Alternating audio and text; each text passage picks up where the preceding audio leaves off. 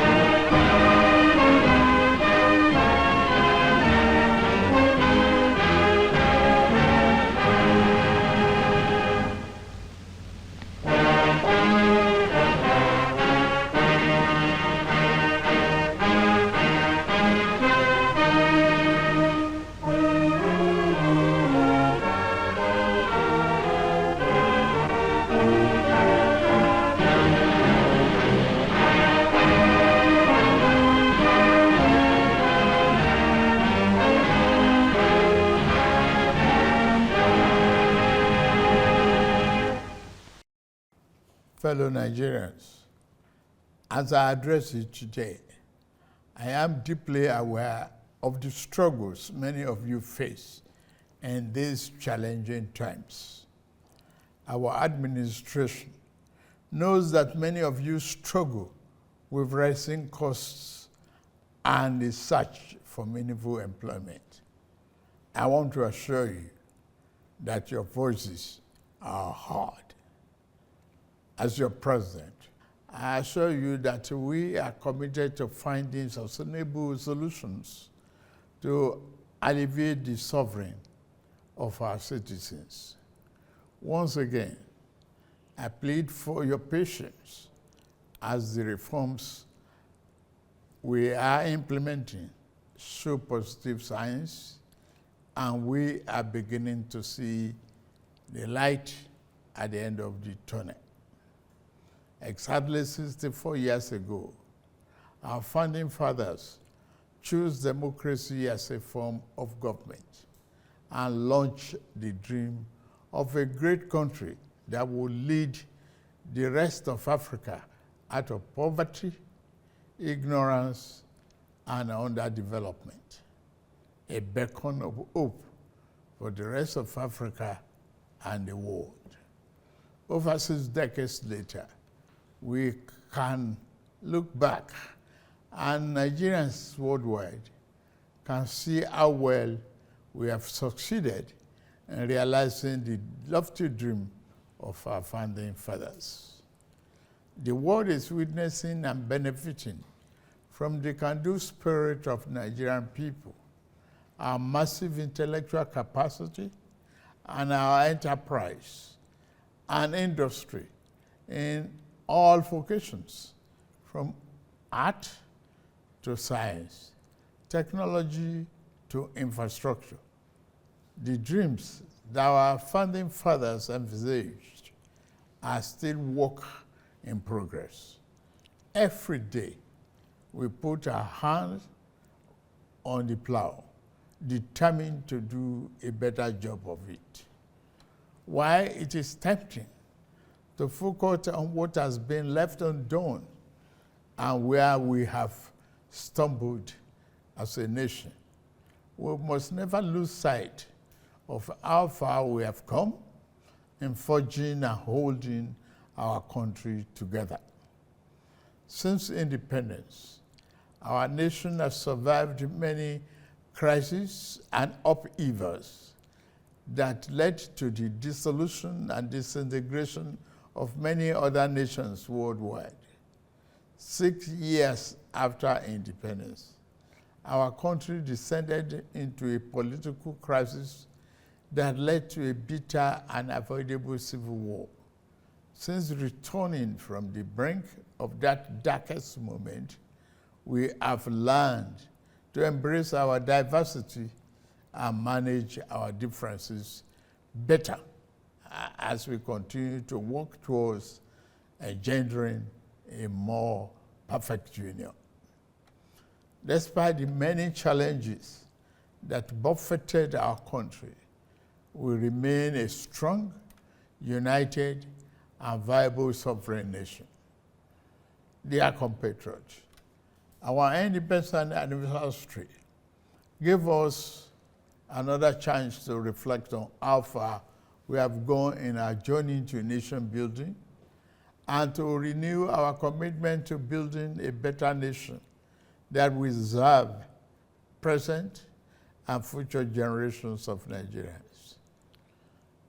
While we celebrate the progress we have made as people in the last 64 years, we must also recognize some of our missed opportunities and mistakes of the past if we are to become one of the greatest nations on earth, as God has destined us to be.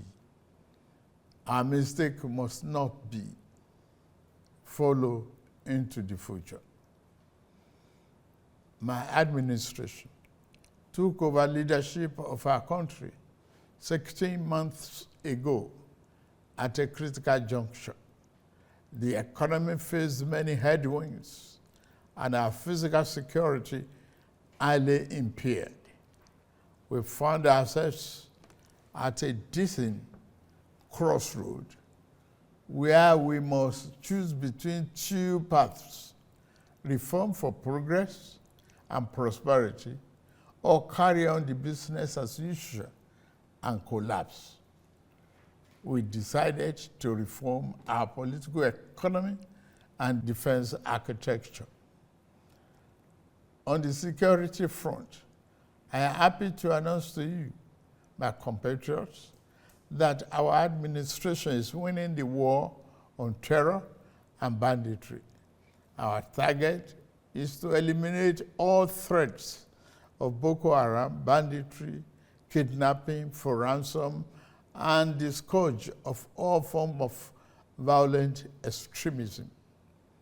Within 1 year, our government has eliminated many Boko Haram and bandit commanders faster than ever. As of the last count, over 300 Boko Haram and bandit commanders have been eliminated by our gallant troops in the northeast, northwest, and some other part of the country. We have restored peace to hundreds of communities in the north, and thousands of our people have been able to return home. It is an unfinished business, I agree, which our security agencies are committed to ending as quickly as possible. As soon as we can restore peace to many communities in the troubled part of the north, our farmers can return to their farms. We expect to see a leap in food production and a downward spiral in food costs. I promise you, we shall not falter on this.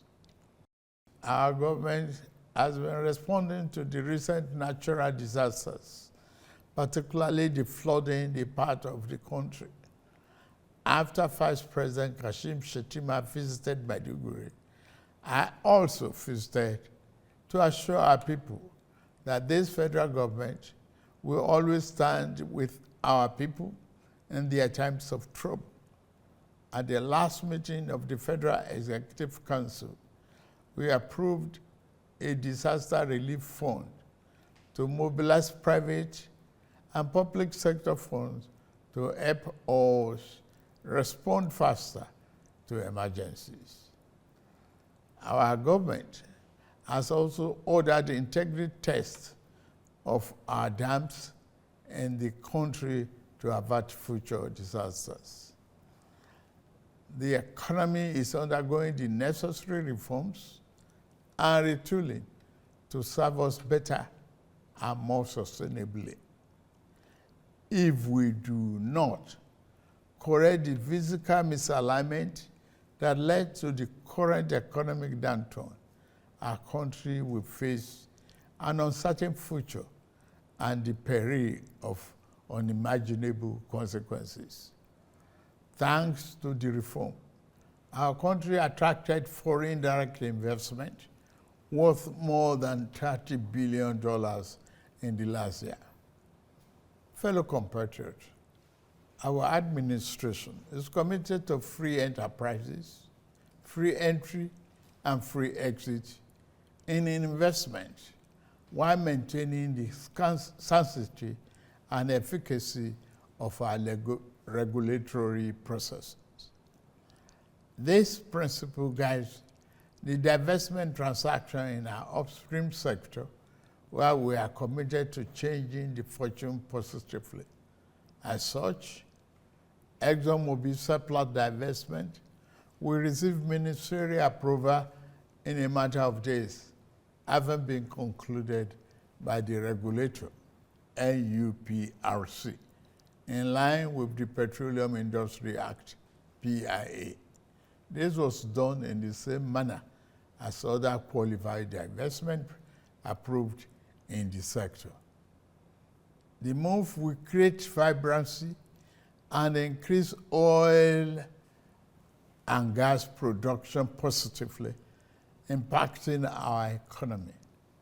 The more disciplined approach adopted by the central bank to monetary policy management has ensured stability and predictability in our foreign exchange market. We inherited a reserve of over 33 billion 16 months ago. Since then, we have paid back the inherited forex backlog of 7 billion. We have cleared the ways and means debt of over 30 trillion naira. We have reduced the debt service ratio from 97% to 68%. Despite all this, we have managed to keep our foreign reserve at 37 billion. We continue to meet all our obligations and pay our bills. We are moving ahead with our fiscal policy reforms. We stimulate our productive capacity and create more jobs and prosperity. The Federal Executive Council approved the Economic Stabilization Bill, which will now be transmitted to the National Assembly. This transformative bill will make our business environment more friendly, stimulate investment, and reduce the tax burden on businesses and workers once they are passed into law. As part of our efforts to re-engineer our political economy, we are resolute in our determination to implement the Supreme Court judgment on the financial autonomy of local governments. The central concern of our people today is the high cost of living, especially food costs. This concern is shared by many around the globe as prices and the cost of living continue to rise worldwide. My fellow Nigerians, please be assured that we are implementing many measures to reduce the cost of living at home.